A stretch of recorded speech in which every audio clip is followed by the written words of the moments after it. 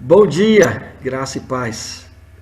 Mais um domingo, nós vamos continuar o nosso estudo, dando continuidade ao tema Uma Aliança de Fé, que a gente começou na aula passada, né? Então, nós estamos dando aí as boas-vindas para os nossos alunos, Dário, Tato, Dani, minha mãe, meu irmão, Kátia, Alfredo. Louvado seja Deus pela vida de vocês. Vamos começar com uma oração? Pode ser? Amém? Amém. Ora por nós, Kátia. Ore. Senhor, nós te agradecemos, Pai, por mais um dia na tua presença, mais uma oportunidade, Senhor, de te buscar, de recebermos, Senhor, a tua revelação dada pelo teu Espírito Santo, Obrigado, Pai. Jesus. Abençoa, Senhor, esse momento, que as nossas mentes estejam, Senhor, concentradas em ti. Abençoa o pastor Eduardo, Senhor, que vai trazer essa mensagem para o nosso coração, que nós possamos recebê-la como um terreno de terra fértil, Pai. Amém. Fica conosco, Senhor. Guarda, Senhor, cada lar aqui representado, os alunos também que não puderam entrar, Senhor, e que esse dia seja todo para a honra e glória do teu nome, assim como as nossas vidas. Amém. Amém, Jesus. Amém. Então nós estamos olhando um pouquinho para essa relação do Abraão como o nosso pai da fé, e algumas pessoas podem já ter feito essa pergunta, né? Por que nós temos Abraão então como nosso pai da fé? A gente fez na última aula uma referência e a gente tentou entender um pouquinho sobre essa expressão contida em Romanos capítulo 4, versos de 1 a 25. A gente conversou um pouquinho sobre a importância da fé no processo de toda a aliança desenvolvida lá em Gênesis, né? Capítulo 15. Embora nós não lemos o texto e nós deixamos como lição de casa e a gente vai ler hoje, tá? Eu fiz uma menção, né? Porque uma das linhas que contradizem o cristianismo por parte dos judeus é o fato deles dizerem que na Tanakh, no Antigo Testamento, não existe nenhuma menção sobre a aliança de sangue. Não existe essa expressão, né? Aliança de sangue não existe.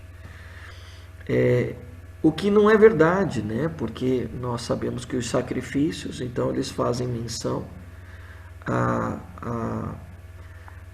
algumas existe uma celebração com sangue, mas nós também vemos claramente alianças de sangue sendo firmadas, né? E a principal delas é essa que a gente está estudando, e a gente tem como referência no Novo Testamento a aliança feita com Abraão. A aliança feita com Abraão,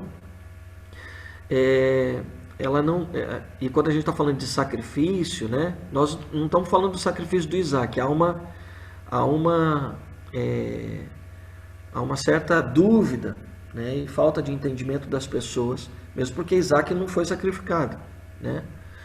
Então, ali talvez exista uma relação, né, de graça e manifestação do cuidado de Deus. Talvez tenha a ver com o Calvário, sim, porque o Cordeiro estava colocado lá para o sacrifício, né? Foi a provisão de Deus. Mas quando nós estamos falando da aliança abrâmica, nós estamos falando da aliança do capítulo 15 de Gênesis, tá? Nós vamos estudar um pouquinho melhor sobre isso. Uma outra expressão, né, um outro derramamento de sangue feito antes de Abraão, nós conseguimos perceber que foi lá no Éden, né? E a gente trabalhou um pouquinho sobre isso, lá no capítulo 3 de Gênesis, versos 20 e 21, que Deus precisou fazer roupas de pele, né? A gente abordou isso na aula anterior. Então isso significa que algum animal precisou ser sacrificado para que então eles pudessem ser vestidos.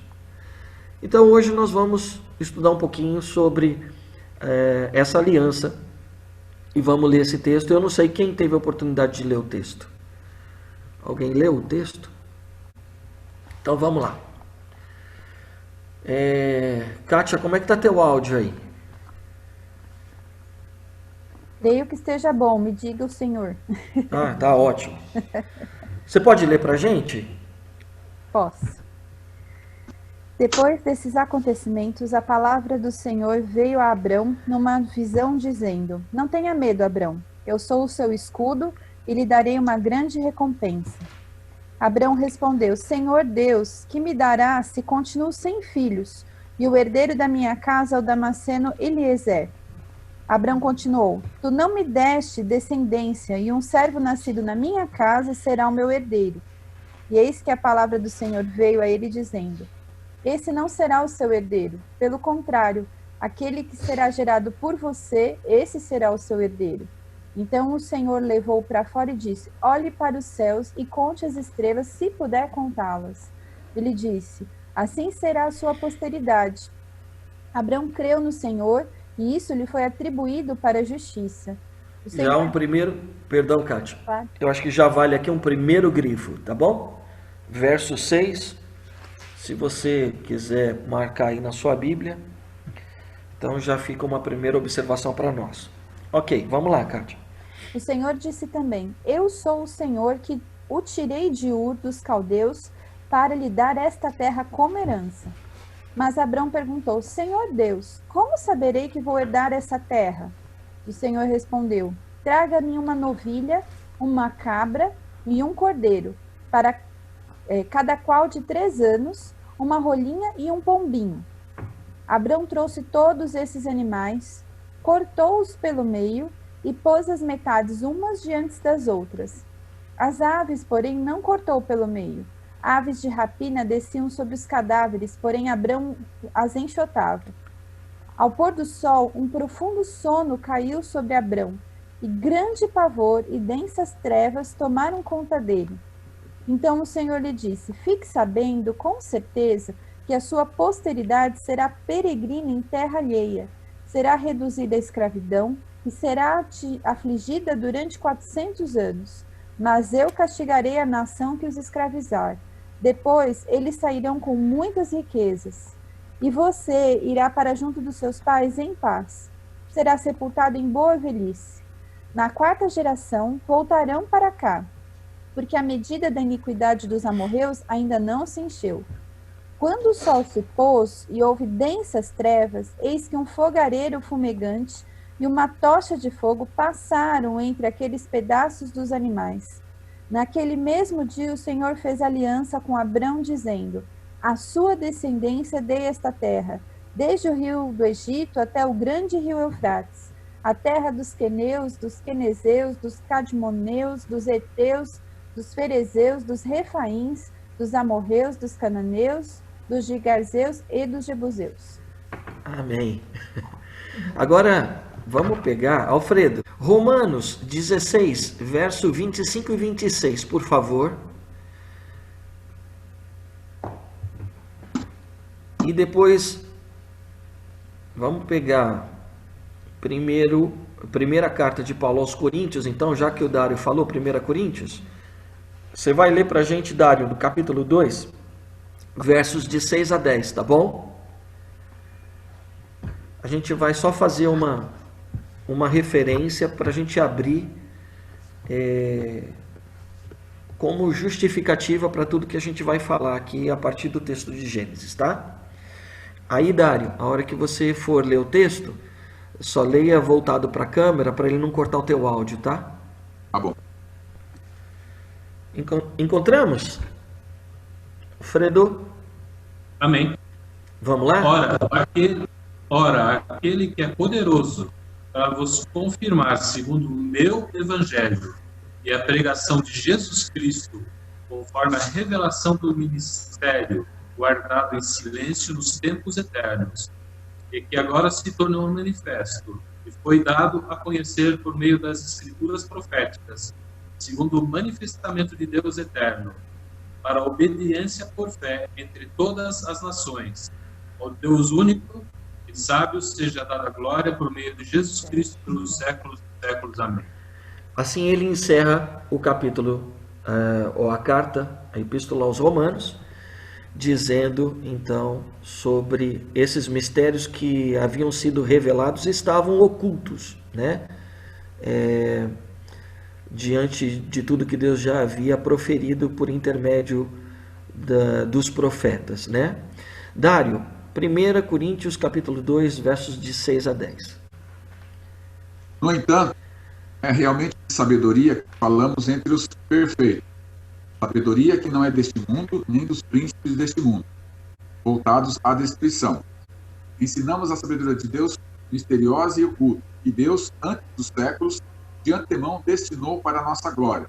Nenhum dos príncipes deste mundo a conheceu, pois, se a tivessem conhecido, não teriam buscado o Senhor da glória. Mas, como está escrito, o que os olhos não viram, os ouvidos não ouviram e o coração do homem não percebeu, tudo que Deus preparou para os que o amam. Então nós temos aqui essas passagens tanto de Romanos como de Coríntios, né? O entendimento de que a nova aliança, e depois no final da nossa aula vou mostrar outros textos para vocês que vão enfatizar essa verdade, né? Que a nova aliança, o Evangelho de Jesus, já havia sido pregado antes mesmo da manifestação de Jesus entre nós. Ele estava oculto, né? Quando nós falamos sobre a revelação do Antigo Testamento, ler o Antigo Testamento numa perspectiva de encontrarmos essa intenção de Deus em livrar, em salvar toda a humanidade por intermédio da nova aliança, tá? Então, com base então nessa verdade para nós cristãos, então é importante a gente entender que essa palavra mistério presente nesses dois textos, né, no grego, ela significa algo oculto ou algo que está em segredo. E é interessante porque algo que está em segredo, algo que está em oculto, só pode ser revelado por aquele que ocultou, aquele que guardou em segredo, né? Então, qualquer tipo de conjectura que a gente tente fazer nunca vai ser a verdade. Por isso a revelação ela é importante. Ela traz também uma conotação de encoberto ao entendimento, ou seja, algo que não estava então claro diante de nós, tá? Então, por isso que a gente precisa olhar para esse texto de Gênesis com base nesse olhar que a gente trabalhou algumas aulas atrás, né? Dessa revelação do Antigo Testamento para com a nova aliança, para com o nosso Senhor Jesus Cristo, que ele já tinha sido um plano de Deus desde a eternidade, tá? Já fazia parte do plano de Deus. Então agora a gente vai tentar encontrar, a partir então do entendimento do que estava oculto, certo? A gente vai tentar encontrar alguns paralelos presentes nesse texto em relação à nova aliança. O primeiro paralelo que eu acho que é importante a gente mencionar, e a gente já trabalhou um pouco na aula anterior, é que Abraão ele precisou crer para participar da aliança que Deus fez com ele. E a gente vê isso aqui no versos 5 e 6, que eu pedi para grifar, né? E creu ele no Senhor e foi-lhe imputado isso por justiça. Ou seja, o fato dele crer significa, então, que Abraão ele foi justificado. Então, é exatamente por isso que Abraão é o pai da fé. Porque é o crer que nos justifica.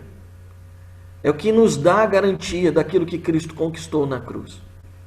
O sacrifício de Jesus, ele é em vão para aqueles que não creem.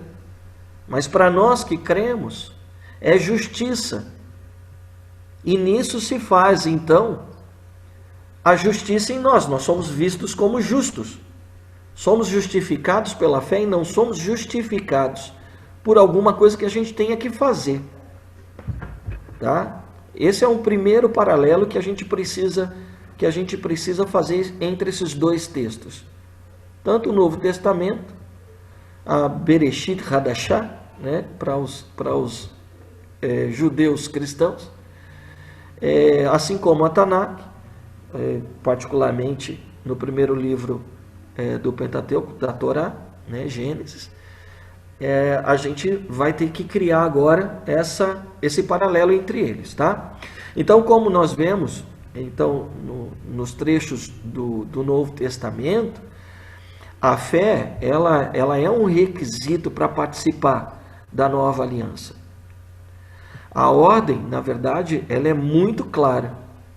Assim como na nova aliança, na qual é impossível entrar por meio de qualquer tipo de ação humana, por intermédio somente da fé que nós entramos nela. Então, a graça, ela se torna algo que se confirma nas nossas vidas, e o sacrifício de Jesus Cristo se torna real para nós, efetivo para nós, tá?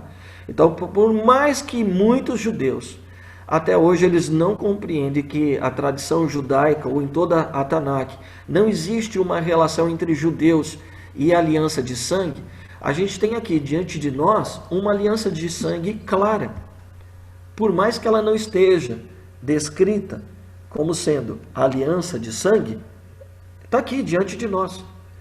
E o que eu quero é poder agora debruçar um pouquinho nesse texto com vocês e a gente encontrar outros elementos que se fazem importantes para confirmar aquilo que o Novo Testamento está dizendo, de que o Senhor tinha esse plano antes da fundação dos tempos, antes da fundação do mundo, tá? Para vocês terem uma ideia, que não é unânime entre os judeus essa história de que a aliança de sangue não é algo presente no Antigo Testamento, tá? Alguns intérpretes judeus, eles veem, né, aqui nessa passagem um mistério oculto. É interessante porque eles usam essa expressão. Eles veem um mistério oculto nessa passagem, assim como nós cristãos vemos para com Jesus. Eles vêm para com a Torá, com a aliança mosaica. Para eles, esse significado dos animais maiores que deveriam ser divididos, aí presentes no verso 10, eles simbolizam as nações pagãs, que deveriam sofrer divisões, tinham que sofrer perda, né? Então, por exemplo, alguns intérpretes dizem que a novilha simboliza os povos babilônicos, o cordeiro simboliza a Pérsia, a cabra simboliza o rei da Grécia, mas as aves, elas representam Israel, que ela não pode ser dividida e nem tampouco derrotado, porque é o único animal que ele não é repartido por Abraão, certo? Eles conseguem ver confirmação em Levíticos, capítulo 1, verso 17. Esses textos que eu vou citar, alguns deles, são textos que eu gostaria que vocês escrevessem para depois vocês estudarem, tá? Uma outra linha judaica, ela diz que talvez os 3 animais, eles estivessem sendo antecipados, uma forma de Deus antecipar as oferendas que ele iria instituir mais tarde através da aliança mosaica. Então, o primeiro animal, trazendo a simbologia do holocausto, né? Esses dias a Dani estava me perguntando sobre as diferenças, né? Então, o holocausto, depois vocês podem ler um pouquinho melhor em Levíticos 1:4, e lá no capítulo 6, nos versos de 8 a 13, vocês vão conseguir entender um pouquinho sobre a lei do holocausto. Mas, de uma forma bem geral, o holocausto era uma oferta que era feita, que ele tinha que ser totalmente queimada, totalmente consumida pelo fogo.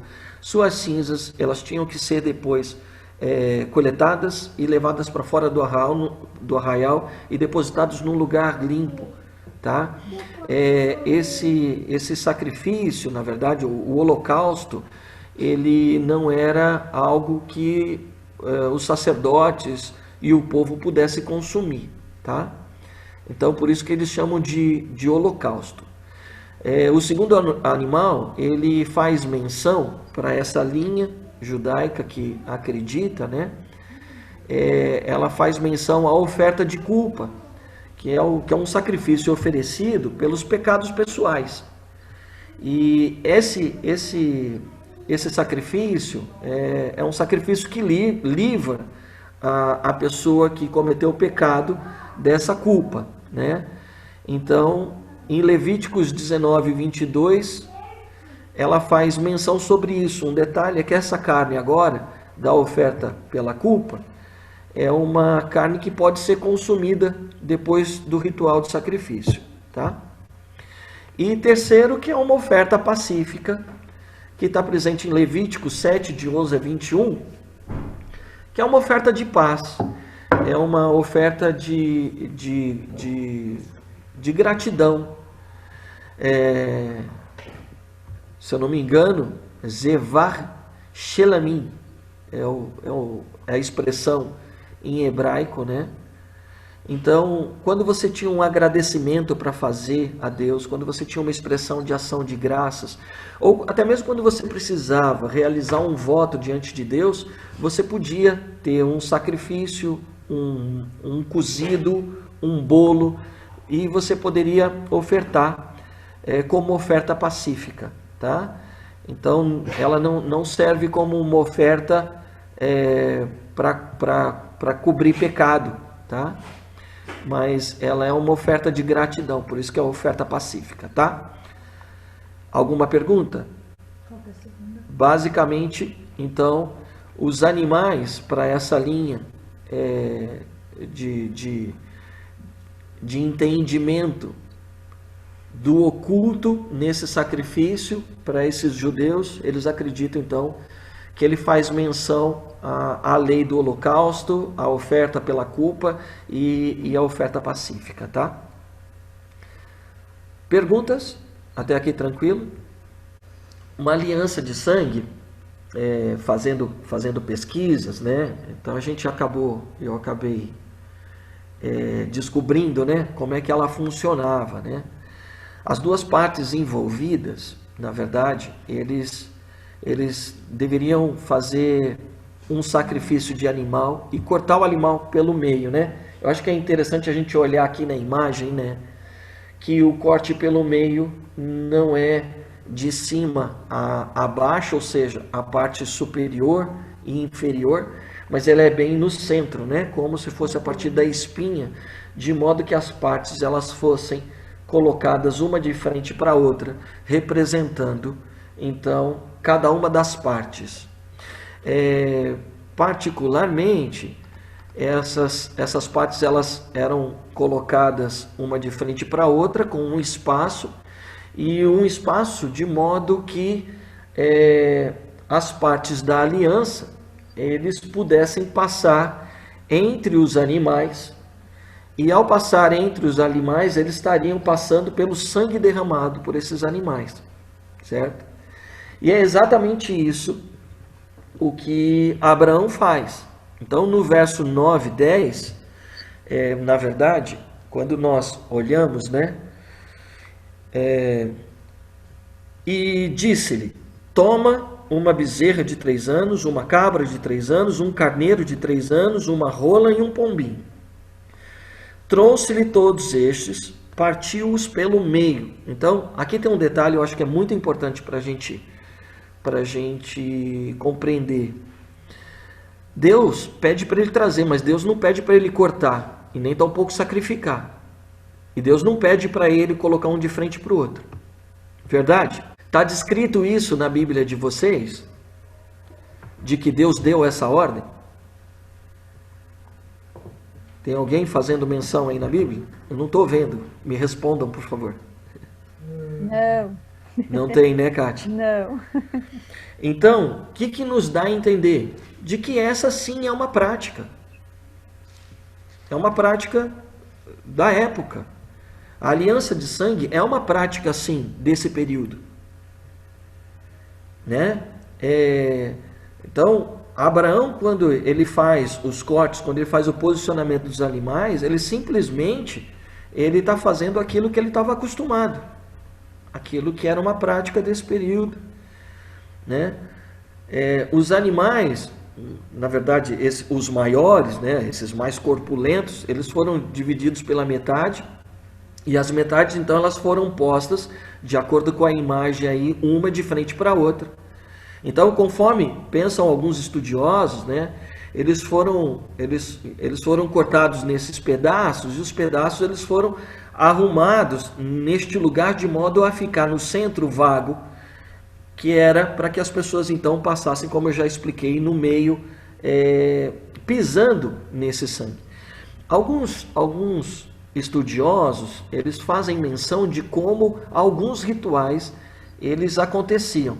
Além deles passar pelo sangue dos animais, além deles passarem no sangue, eles também, às vezes, eles bebiam o sangue dos animais. Em outras ocasiões, eu tive lendo, existem relatos de que eles, quando pisavam no sangue, eles cortavam as mãos e eles colocavam seu sangue no sangue que estava derramado e depois uniam as mãos um do outro, firmando então essa aliança de sangue, tá? Então, não é o caso aqui, tá? Isso não acontece aqui, tá? Talvez essa divisão também dos animais, uma banda para um lado, outra banda para o outro, talvez ela indique que as duas partes de um acordo, eles precisam estar expostas realmente um para o outro, precisa estar claro um para o outro. E da mesma forma que é para um lado, também é para o outro, tá? Então, as condições dessa aliança, elas são iguais para os dois lados. Normalmente as partes, elas faziam uma declaração, né? Tem um rabino, e aí eu vou nos judeus, né?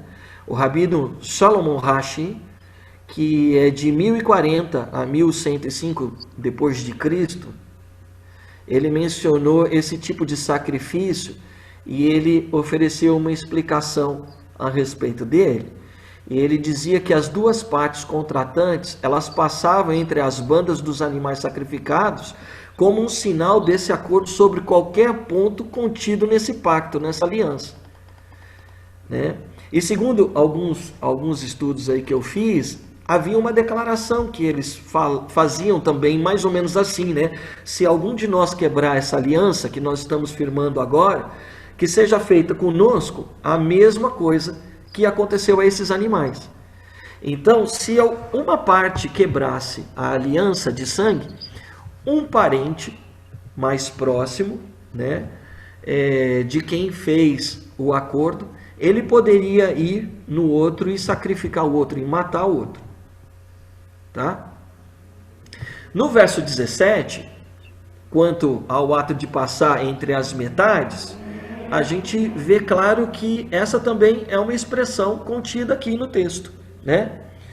Então, e sucedeu que, posto o sol, houve escuridão, e eis um forno de fumaça e uma tocha de fogo que passou por aquelas metades. Então, veja que o texto aqui, ele está fazendo menção de algo que acontecia em alianças de sangue. Tá? Quando a gente vai para Jeremias, capítulo 34, versos de 17 a 20, a gente também tem uma outra referência. E é muito interessante que as Bíblias que fazem referências, ou seja, você lê um texto e depois esse texto ele está fazendo referência a algum outro texto da Bíblia, então você tem aí na nota de rodapé a referência do númerozinho, né, que está em cima dessa palavra ou desse trecho que a gente está lendo. E é interessante que na minha Bíblia, não sei se a Bíblia de vocês é de referência, esse trecho que eu vou ler, ele faz referência a Gênesis 15. Tá? Lê do 18, pastor. Legal. Eu vou ler a partir do 17. Beleza. Tá bom? Até o 20.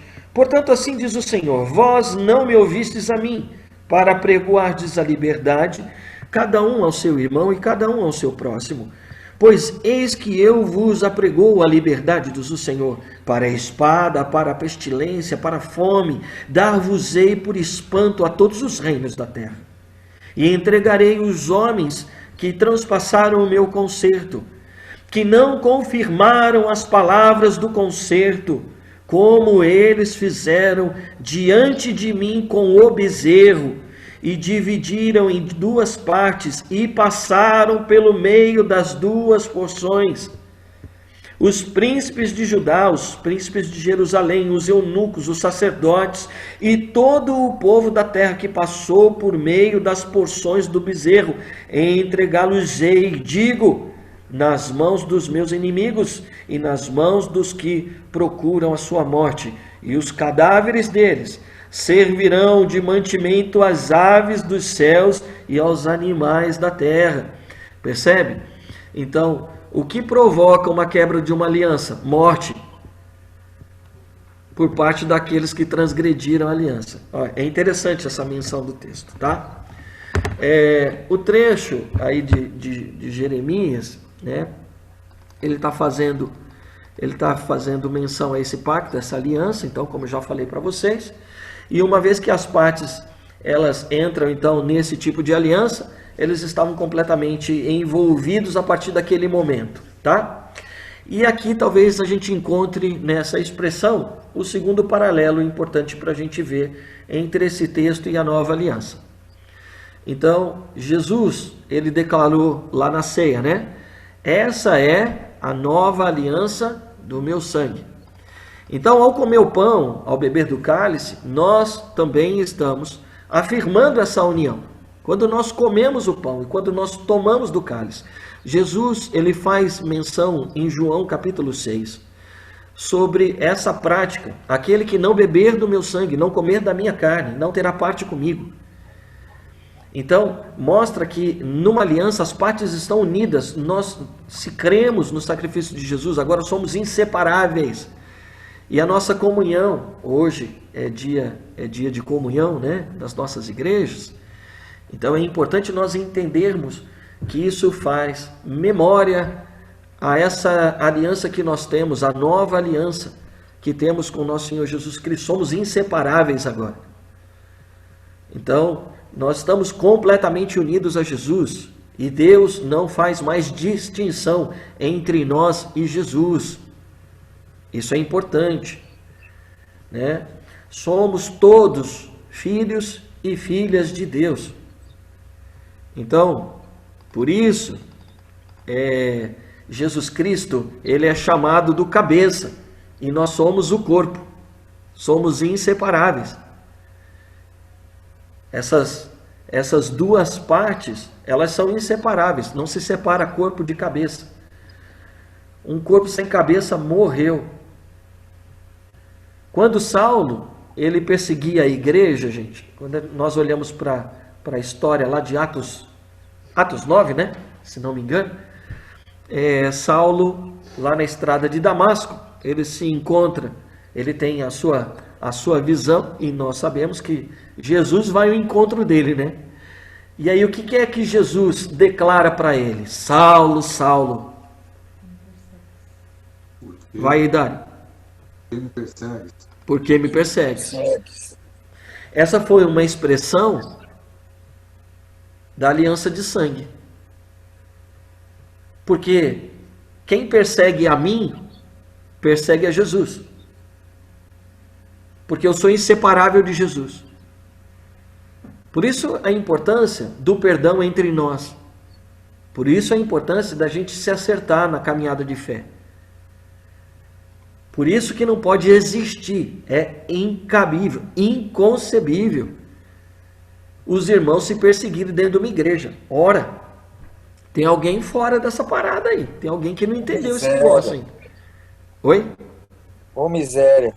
Ô miséria, tem alguém que não entendeu esse negócio e ainda está na miséria, né, Tato? Tá? Até aqui tranquilo? Vou passar para um terceiro paralelo então.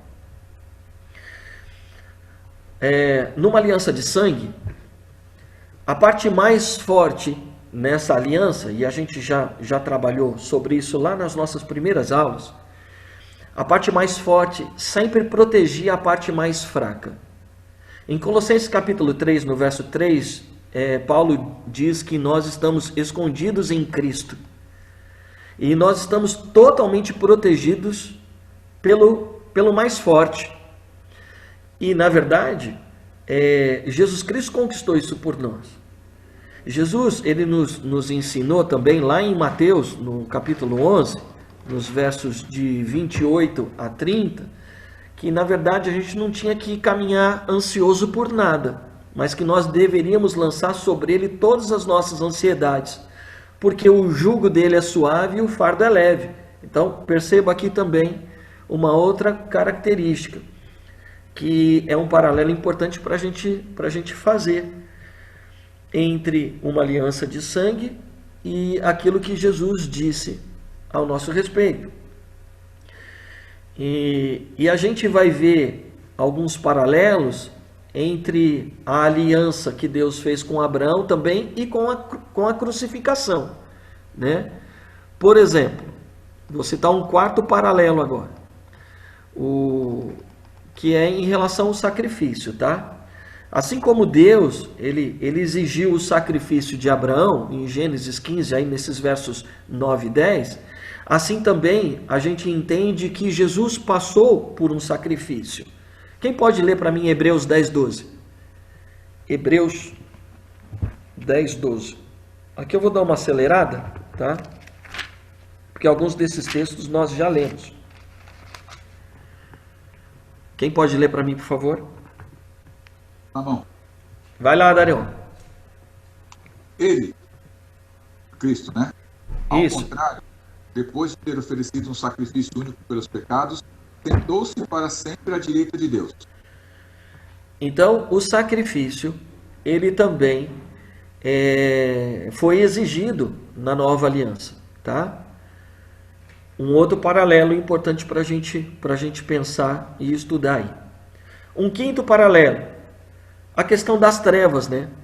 Assim como Abraão, no capítulo 15 de Gênesis, no verso 12, ele teve que enfrentar as trevas e um grande pavor veio sobre ele, né? Está descrito isso. Leia para mim Mateus 27, 45.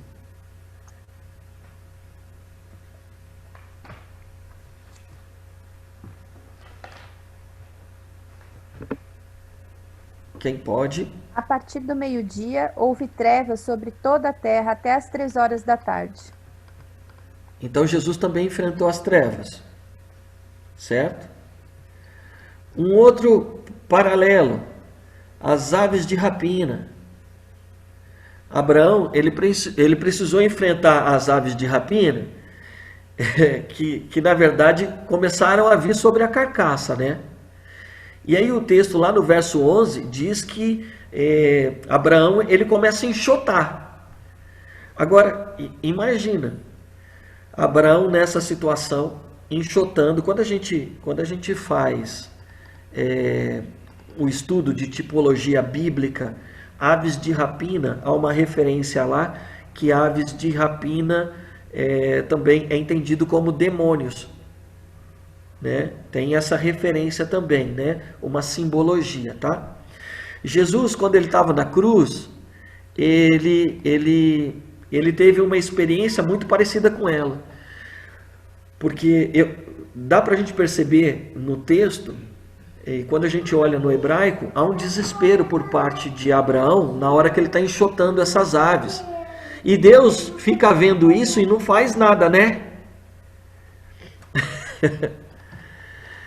Leia para mim Mateus 27, 46, por favor, Kátia. Por volta das 3 horas da tarde, Jesus clamou em alta voz, dizendo: Eli, Eli, lema sabachthani? Isso quer dizer: Deus meu, por que me desamparaste? Então a gente vê um paralelo aí também. Assim como Abraão não tem a ajuda de Deus naquele momento, Jesus também não encontra a ajuda de Deus naquele momento. Por quê? Isso é algo que Jesus precisava passar. Isso era uma situação que ali, então, Abraão vive, né, nesse momento também. Alguns outros paralelos, né, que eu acho que são importantes a gente perceber. Para a gente prosseguir aqui, a gente vai ter que responder algumas perguntas, né? Então, como a gente viu, Abraão, e a gente olha no texto, Abraão não passou pelas metades, né? Então, se Abraão não passou pelas metades, como é que essa aliança foi uma aliança que Deus fez com Abraão? Porque quem passa pela metade é o braseiro de fumaça e a tocha de fogo. É interessante isso, né? E aí, como é que a gente pode dizer que essa aliança foi firmada com Abraão? Sendo que Abraão, então, ele não fez essa aliança. Ele não passou pelas metades, ele não fez a aliança de sangue. E aqui talvez a gente tenha um dos mistérios ocultos aí, já que a gente está falando de ocultos, mistérios ocultos da Bíblia, né? Talvez mais relevantes para nós que falamos sobre a nova aliança. O texto diz que Abraão pegou no sono nessa hora, né? É interessante. Parece no texto que ele entrou em transe nessa hora, tá? Então, ao invés de Abraão e Deus passar pelas metades, os dois símbolos aqui passam, o braseiro de fumaça e a tocha. Então, quem vocês acreditam que está simbolizado no braseiro e na tocha aí? O que vocês têm em mente? Quem é que passa no meio, então? Deus. É Deus que passa no meio. Mas Deus precisa de uma segunda parte, uma aliança, a gente viu que tem que haver duas partes. Deus não pode passar sozinho. Essa aliança não é a aliança que Deus faz, Ele faz conosco, unilateral? Então, Dário, se a gente está falando que essa é uma aliança de sangue e tem dois símbolos, ela tem dois símbolos aí. Não é de Deus para com Deus. É Deus com alguém. Representando a gente. Então vamos ver. Vamos tentar. A gente precisa olhar na Bíblia. Tá bom? Então vamos entender o que é o braseiro. Então, obviamente que um deles, Dário, é Deus, tá? É a representação de Deus. Porque assim como você falou, né, essa iniciativa da aliança sempre é da parte mais forte, é Deus. E aqui, talvez nós temos o sétimo paralelo aí para poder compartilhar com vocês. A iniciativa da nova aliança, ela foi de Deus. Assim como a iniciativa dessa aliança foi de Deus para com Abraão. Por isso é importante, então, a gente entender esses dois símbolos, que não é nada mais, nada menos do que Deus e Jesus. Essa é uma aliança firmada entre o Pai e o Filho. É importante a gente entender isso. O braseiro, na verdade, o que ele é? O que é o braseiro? O braseiro é uma fonte de combustível, tá? Então nós sabemos que quem gosta de assistir esses documentários de pessoas que vão para a selva, e lá na selva eles têm que conviver com os recursos da selva, né? Tem vários programas que abordam isso, né? Tem esse tema e tal. Então a gente fica vendo o povo fazendo fogo, né? Para fazer o fogo você precisa do quê? Você precisa, lógico, dos elementos que vão gerar a brasa, certo? A brasa, ela não é nada mais, nada menos do que o essencial para se fazer fogo, certo? Então a brasa é a fonte do fogo. Então o braseiro de fumaça, nós estamos entendendo então que é a representação de Deus.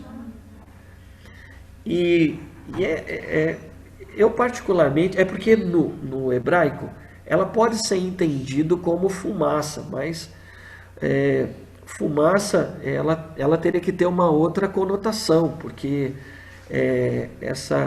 essa palavra no hebraico, ela traz uma conotação um pouco mais forte, tá?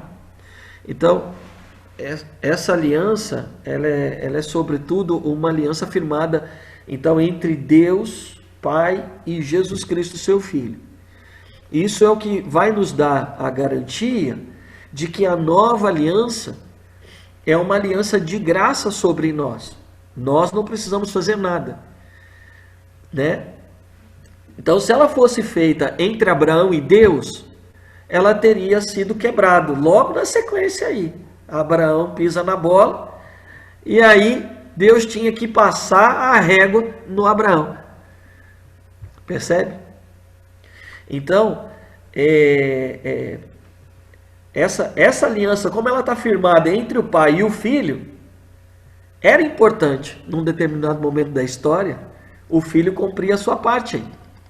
E é interessante que quando Abrão, Abrão ainda aqui, né? Ele acordou do sono, né? Desse transe, a única coisa que ele precisou fazer foi o quê? Foi crer. A hora que ele acordou, ele precisou crer em tudo aquilo que ele viu. E essa foi a primeira vez que nós vimos como ilustração profética da palavra que eu mais gosto na Bíblia. Quando ele acordou, tetelestai. Quando ele acordou, tudo estava consumado já. Percebe? Abre esse microfone e dá um glória a Deus. Glória a Deus. Glória a Deus, aleluia. Percebe isso? Amém. Então, depois que o pai e o filho, então eles ratificaram a aliança de sangue, eles acordaram Abraão, né? E eles apresentaram a obra feita por eles para ele. Isso é muito lindo. E nós sabemos que lá em Efésios capítulo 2, ele diz que nós estávamos mortos em nossos delitos e pecados. É óbvio que a gente não estava morto no sentido de morto mesmo, né? Mas nós não tínhamos o entendimento. As nossas obras eram mortas. A gente não tinha o entendimento do que Jesus fez. Mas quando nós vimos a obra de Jesus Cristo também, nós, então, acordamos para uma nova vida, ressuscitamos em Cristo Jesus. Um outro paralelo importante para nós entendermos, assim como Abraão teve essa experiência. Nós estávamos impossibilitados de fazermos alguma coisa, assim como Abraão também estava impossibilitado de fazer alguma coisa. Por isso ele foi surpreendido pela graça. Aleluia. Né? Assim como todos nós estávamos num sono espiritual, um sono profundo. Quando nós nos deparamos com a nova aliança, nós também fomos surpreendidos. Surpreendidos porque não precisamos fazer nada, tudo já tinha sido feito, tudo estava consumado pela obra salvífica de Jesus. Esse é um oitavo paralelo, gente. Então, como é que nós podemos, então, testificar nas Escrituras como Deus sendo o braseiro de fumaça e Jesus a tocha de fogo? Né? Vamos lá. Então, vamos olhar para um texto, que é um texto de Êxodo, capítulo 13. Primeiro que é interessante porque na expressão do fogo que queimava no altar de ofertas, quando o Espírito vem e acende, há uma orientação de que o fogo jamais se apagaria ali, né? Deveria se apagar, né? Então o fogo, a gente não canta que o fogo nunca dorme, o fogo nunca apaga e nunca apagará. Deus é fogo, né? Fogo que consome. Então já existe essa expressão que usualmente nós usamos, né? Que nós aprendemos e vemos nas Escrituras. Quem achou Êxodo 13, verso 21, leia para mim, por favor. O Senhor ia adiante deles durante o dia numa coluna de nuvem para os guiar pelo caminho, durante a noite numa coluna de fogo para os iluminar, a fim de que caminhassem de dia e de noite. Amud e Eshe, ou Eshe, né? Então, a coluna, né? Pode ser uma coluna, pode ser um pilar. E, na verdade, fogo. Ou fornalha. Porque ela é fonte de fogo. Ela caminhava com o povo.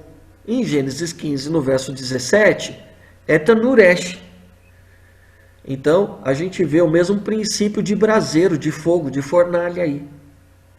Então, a gente está falando da mesma pessoa. Aquela que caminha com o povo no deserto é a mesma que caminha entre os animais que foram partidos na aliança abrâmica. Fechou? A tocha. Kátia, abre para mim, por favor, Evangelho de João, capítulo 1. Nós vamos ler versos 9 e 10. Dário, você abre capítulo 8 de João também, verso 12, tá? Sim. Leia para mim, por favor. Capítulo 1, Kátia. A verdadeira luz que vinda ao mundo, ilumina toda a humanidade. O Verbo estava no mundo foi feito por meio dele, mas o mundo não o conheceu. Então, ele é a luz que ilumina a toda a humanidade. Legal. Dário. De novo, Jesus lhes falava: eu sou a luz do mundo. Quem me segue não andará nas trevas, mas terá a luz da vida. Então, a tocha, ela é acendida a partir do braseiro, tá? E a tocha, o significado da tocha não é cozinhar nada. A tocha existe para iluminar o caminho. E Jesus, no grego aí, ele usa essa palavra fotizo. E o fotizo, né? Ela vem dar a conotação da palavra fósforo. Fósforo, que é uma pequena tocha, não é? Então, ele é a luz que ilumina o caminho. A tocha é para se iluminar caminho. Então, Jesus, ainda mais nesse texto, no capítulo 8, guarda esse texto. No verso 12, Jesus já está dizendo que ele é a tocha. Ele está dizendo que ele é a luz que ilumina. A luz que ilumina para se caminhar, para se prosseguir. Então é luz que ilumina caminho. O que ilumina caminho nesse período é tocha, tá? Então nós precisamos entender, e a gente tem outras pistas aí sobre isso. Jesus mesmo, ele declara, Kátia, leia esse texto para mim, no capítulo 8, a partir do verso 56 até o 59, que é a continuação dessa conversa que o Dário leu aqui agora. João 8, 56, 59. Abraão, o pai de vocês, alegrou-se por ver o meu dia, e ele viu esse dia e ficou alegre. Então os judeus lhe perguntaram: você não tem nem 50 anos e viu Abraão? Jesus respondeu: em verdade lhes digo que antes que Abraão existisse, eu sou. Meu Deus. Então pegaram pedras para atirar nele, mas Jesus se ocultou e saiu do templo. Por que esse povo ficou tão irado com Jesus a ponto de querer matar? O Tato viu. Você também. Talvez você estava no tanque de Siloé nessa hora, Dário. Mas você estava lá também. E aí? Essa afirmação, né, dele falar, né, pastor? Eu sou. É o nome de Deus, ele usou. Ele tem isso, né? Tem essa. Quando Jesus usa esse eu sou, né? Essa é uma expressão muito forte para o judeu. Mas tem um negócio assim que mexe com eles um pouco antes. O eu sou é a última pá de cal, né? Que Jesus solta nessa. Oi, Alfredo. Não é o fato de ele dizer aos judeus que o Abraão se alegrou dele e os judeus terem percebido isso? Então, na verdade, você me deu uma boa pista aí, Alfredo. Porque eles entenderam uma outra coisa. Qual que é a pergunta deles para Jesus? Como é que você viu Abraão? Se ele tinha visto, como que ele viu Abraão, exatamente. Mas Jesus, ele disse o quê? O que Jesus disse antes? Que Abraão alegrou-se por ver o meu dia. Mas Jesus não disse que Abraão ouviu. Eles concluíram. Viu esse dia, é verdade. Eles concluíram que Jesus tinha visto Abraão e Abraão viu ele. E a gente, quando lê o texto, é levado a entender assim também, por conta da pergunta que eles fazem. Mas em nenhum momento Jesus diz, Abraão quando me viu, ele se alegrou. Não, quando Abraão viu o meu dia, ele se alegrou. E foi exatamente aí. Quando ele acordou, ele viu a obra consumada e ele se alegrou. Por isso ele creu. Entenda isso. Eles imaginaram que Jesus, na verdade, assim, como era muito jovem, como é que ele pode ter visto Abraão? Mas Jesus, ele não falou isso. Então, provavelmente deve ter mencionado o fato de Abraão ter sentido do entendimento do que era Jesus, né? Na verdade, o que Abraão viu foi a obra consumada que Jesus estava ali manifestando naquele momento, né? Então, lembra quando nós falamos que Deus evangelizou no passado? Já pega aí, segura essa dica aí. Abraão, a única coisa que ele pôde ver foi a graça. Foi o que ele viu, por isso ele se alegrou. Não havia menção direta de Jesus até então. Jesus não podia aparecer para ele como Jesus, porque ele nem ia entender aquilo naquele momento. Mas só existiam pistas de Jesus, e só existem pistas de Jesus no Antigo Testamento. Por isso não tinha como Abraão ter visto Jesus, mas Abraão viu a obra de Jesus. Gênesis 15. Então veja o que Paulo escreve aí, por favor, Kátia, em Gálatas. Eu estou pedindo para a Kátia que o áudio dela não está cortando, tá? Então acho que acaba saindo melhor aí para o pessoal entender na gravação. Gálatas capítulo 3, versos de 6 a 9, Kátia. É o caso de Abraão, que creu em Deus e isso lhe foi atribuído por justiça. Saibam, portanto, que os que têm fé é que são filhos de Abraão. Ora, tendo a Escritura previsto que Deus justificaria os gentios pela fé, preanunciou o Evangelho a Abraão, dizendo, em você serão abençoados todos os povos. De modo Ele o quê? Ele predisse o Evangelho para Abraão? Preanunciou o Evangelho a Abraão, dizendo, em você serão abençoados todos os povos, de modo que os que têm fé são abençoados com o crente Abraão. Então, nós somos, e a gente precisa entender isso, nós cremos na obra salvífica de Jesus, mas se você acreditar que Jesus livrou você dos pecados, louvado seja Deus, já foi para o céu. Mas entenda que não é só isso não, tem promessa. A gente vai ver mais para frente isso. E Abraão é o nosso pai da fé por quê? Porque ele foi o primeiro a crer.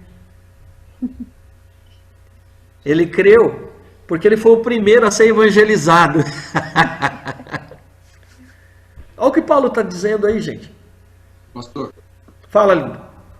posso tentar dar uma contribuição para a gente entender um pouco isso aí também? Vai lá. Assim, ó, anotei aqui até as alianças, né? Noé, Deus colocou um arco-íris. Pessoas vissem e não esquecessem da aliança. Com Abraão, a aliança foi a circuncisão. Com Moisés, era a lei que tinha que ser lida, meditada, explicada. E até aí não existia fé, eram coisas que tinham que ser mais ou menos que feitas, né?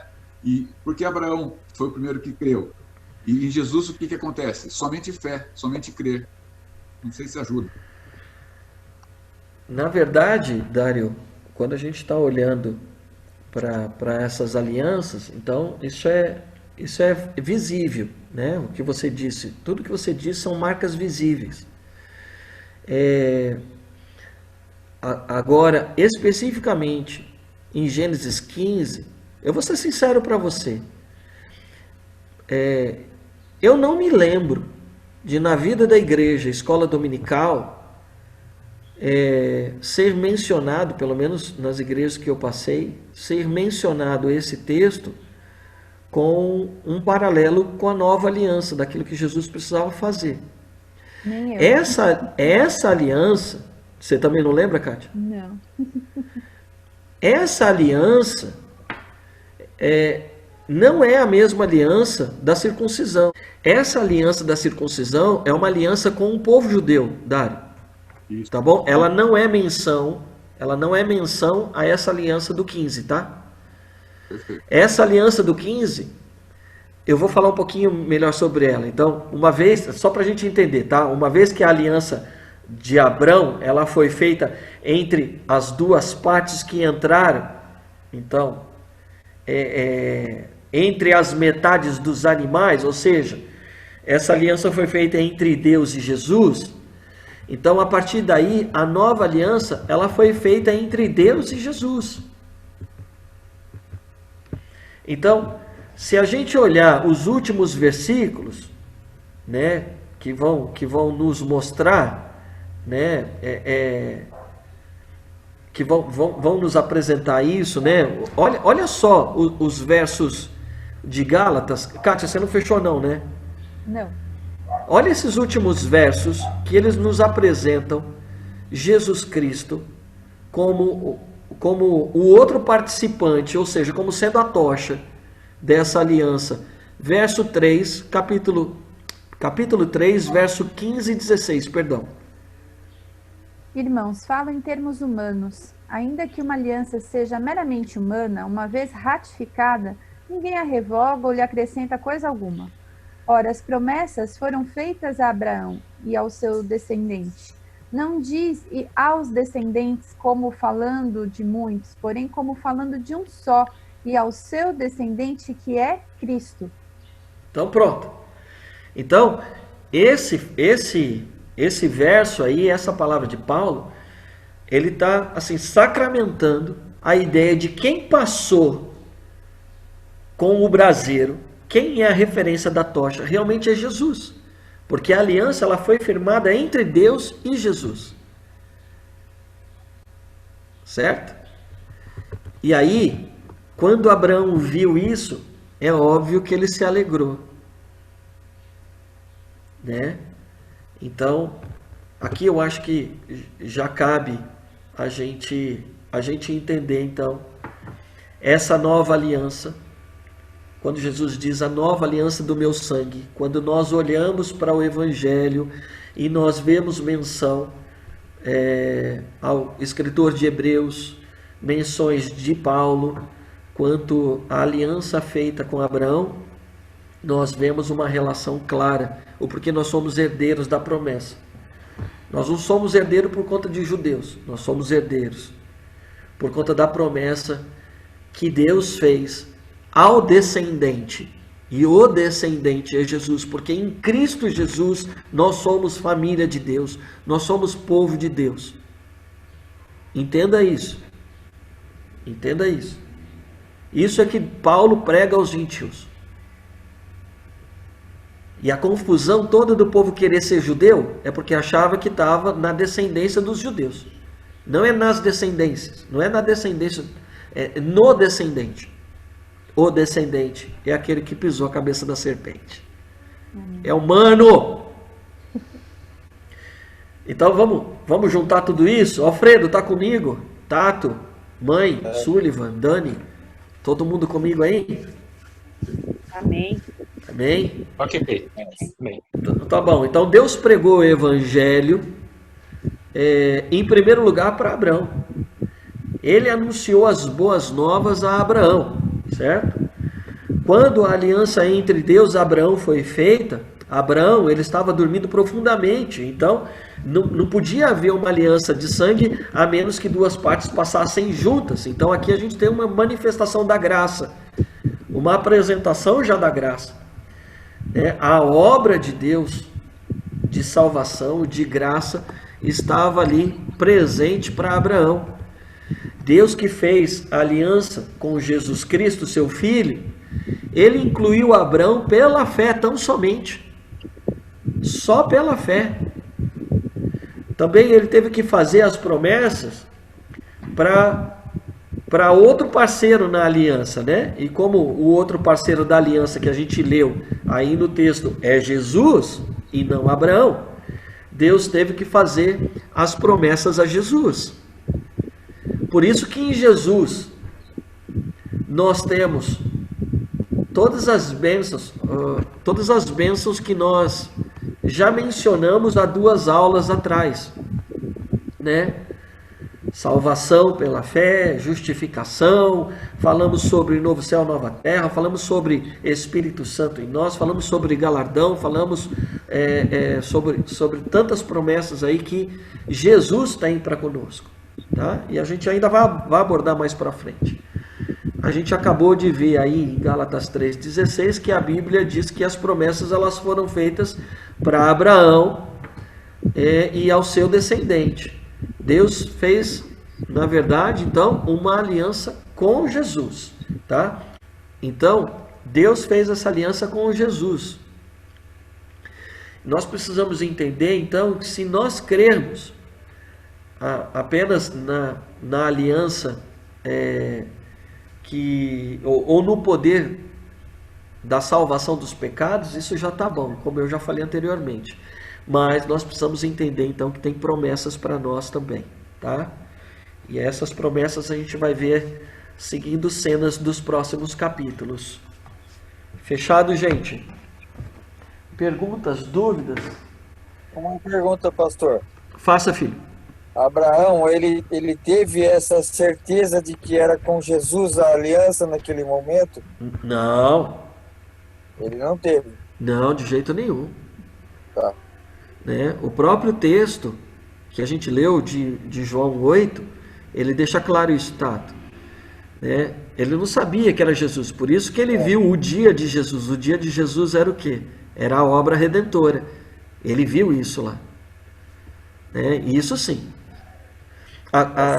Às vezes nós fazemos algumas interpretações, vocês já devem ter visto várias interpretações no Antigo Testamento, e o anjo do Senhor esteve. Algumas pessoas falam que era Jesus, né? Então perceba que essa é uma interpretação que nós fazemos a partir das pistas que nós hoje conhecemos, né? Então, Jacó brigou com o anjo. Em outras versões, Jacó brigou com Deus, lá no Peniel. Alguns dizem que Jacó brigou com Jesus, né? Então, se isso de fato procede, né? Não estou dizendo que é verdade, tá? Mas se isso de fato procede, perceba que só existe pista, não tem como o Antigo Testamento assumir Jesus. Se isso fosse claro, Tato, os judeus tinham crido em Jesus. E até hoje, talvez, eles creriam. Mas parece que hoje que eu tenho estudado muito essa teologia judaica, né? Eu tenho pesquisado muito por esses meses, né? Parece que eles fazem força para não querer acreditar. Qual vai ser o resultado, pastor? Eles vão crer um dia como nação ou não? Cara, eu acho que sim. Eu acho que sim.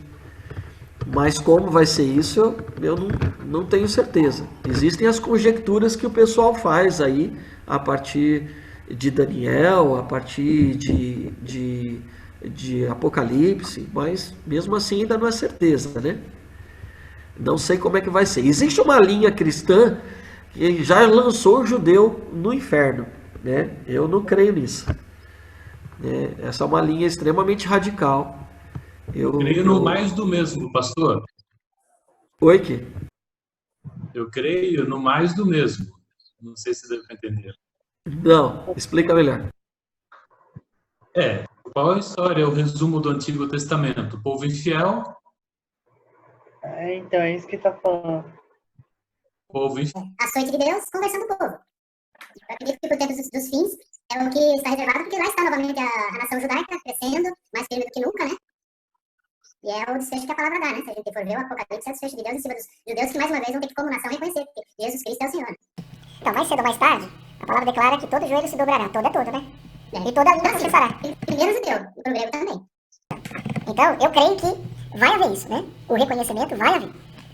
Eu não sei agora em que tempo, em que momento e tudo mais. Esse ainda fica um mistério aí pra mim. Felizes aqueles que ainda antes desse açoite, né? Os judeus principalmente reconhecerem. Tem muitos judeus se convertendo hoje em dia, né? E esses sim são os bem-aventurados, mas como nação ainda não. Mas mesmo assim, os judeus que estão crendo, né? Ainda não abandonam a aliança mosaica. E aí existe um outro aspecto que eu falei que é da escolha. Que você pode escolher. Não dá pra gente trabalhar com essas duas alianças, né? A aliança mosaica, ele é um odre, na verdade, ele é um odre que não cabe o vinho novo. Ele rompe, não cabe, não dá. Não dá pra caminhar com as duas, a gente já falou sobre isso. Né? E esse é um outro capítulo, tá bom? Amém, gente? Esclareceu? Deu uma luz aí pra gente? Sim, eu sempre achei essa passagem muito enigmática, né? Ela é envolta em muitos mistérios e agora ela tá toda linkada, né? Tem trechos da Bíblia que você lê, bom, eu vou isolar aqui, porque a compreensão não é completa, mas agora ela tá toda ramificada, né? Essa é a beleza das escrituras, né? Então vamos lá. Lógico, tem muita gente que não crê nisso, né? No que nós estamos trabalhando, mas é importante a gente falar, a gente passar adiante aquilo que o Senhor está revelando, né? Aquilo que o Senhor está esclarecendo para nós, tá? E aí, a gente não briga, não faz entender, não coloca na cabeça de ninguém, mas a gente ama e prossegue caminhando, tá bom? É assim que tem que ser. Louvado seja Deus! Perguntas? Dúvidas? Mais alguma? Então acho que a gente pode orar agora agradecendo. Amém? Posso orar? Obrigado, Jesus, por mais esse dia, por sabermos que o Senhor tem nos dado entendimento, compreensão da Tua palavra. Abençoa-nos e nos guarda, Senhor, em nome de Jesus. Manifesta, Senhor, o Teu amor, manifesta, Senhor, neste dia o Teu cuidado sobre nós. Nós vamos nos encontrar mais à noite para celebrarmos juntos a comunhão que temos em Cristo Jesus, essa ação inseparável que temos com Ele, essa prova de amor que o Senhor declarou para cada um de nós, o quanto nós somos importantes para Ti, e se somos inseparáveis, a ceia nos faz lembrarmos disso. Então, se presente conosco. Em nome de Jesus Cristo, abençoe os nossos irmãos que estão assistindo essa aula também, agora via YouTube, e que, para a glória do Teu nome, o Senhor continue abrindo nosso entendimento para as questões espirituais acerca da nova aliança, na qual o Senhor estabeleceu para com toda a humanidade. Em nome de Jesus, que nós oramos agradecidos. Amém, Senhor. Amém. Amém, gente. Excelente semana. Deus abençoe e guarde vocês. Até a nossa próxima aula, tá?